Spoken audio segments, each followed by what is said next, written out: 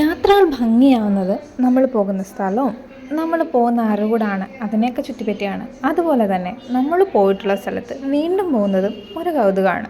ഇത്തവണ ഞാൻ ഈ ബാഗൊക്കെ കെട്ടിപ്പിറക്കി പോകുന്നത് അങ്ങനൊരു സ്ഥലത്തോട്ടാണ്. എങ്ങോട്ടാണെന്നോ? വണ്ടാനത്തിന്. ഞാൻ പഠിച്ചിരുന്ന കാലത്ത്, അതായത് പണ്ട് അത്രയ്ക്ക് അങ്ങോട്ട് പണ്ടല്ല, എന്നാലും കുറച്ച് പണ്ട്, നേഴ്സിങ്ങിൻ്റെ ഭാഗമായിട്ട് ഞങ്ങൾക്ക് കുറച്ച് നാൾ വണ്ടാനം ആശുപത്രിയിൽ പോയി നിൽക്കേണ്ട ആവശ്യമുണ്ടായിരുന്നു. അങ്ങനെ ഞാൻ ആദ്യമായി ഹോസ്റ്റലിൽ നിൽക്കുന്നു. ആദ്യമായെന്ന് പറഞ്ഞാൽ നീണ്ട കാലയളവിലേക്ക് കുറച്ച് നാൾ ഹോസ്റ്റലിൽ പോയിരുന്നത് അവിടെയാണ്. എന്നാൽ ഇത് ഹോസ്റ്റലാണെന്ന് ചോദിച്ചാൽ അല്ല, PG ആണെന്ന് ചോദിച്ചാൽ അല്ല, അങ്ങനെ ഒരു സെറ്റപ്പ് സ്ഥലം. പക്ഷേ ജീവിതത്തിൻ്റെ കുറേ സന്തോഷമുള്ള സ്ഥലവും സമയവും ഒക്കെ ഇവിടെ ആയിട്ടും തോന്നിയിട്ടുണ്ട് കേട്ടോ.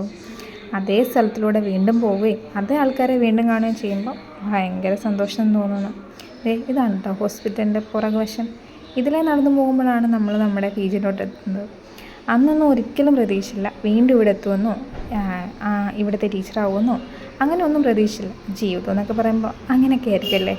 ഇതാട്ടോ ഈ മുറി ശരിക്കും കുറച്ച് കൺജസ്റ്റഡ് ആണ്, സ്ഥലം കുറവാണ്.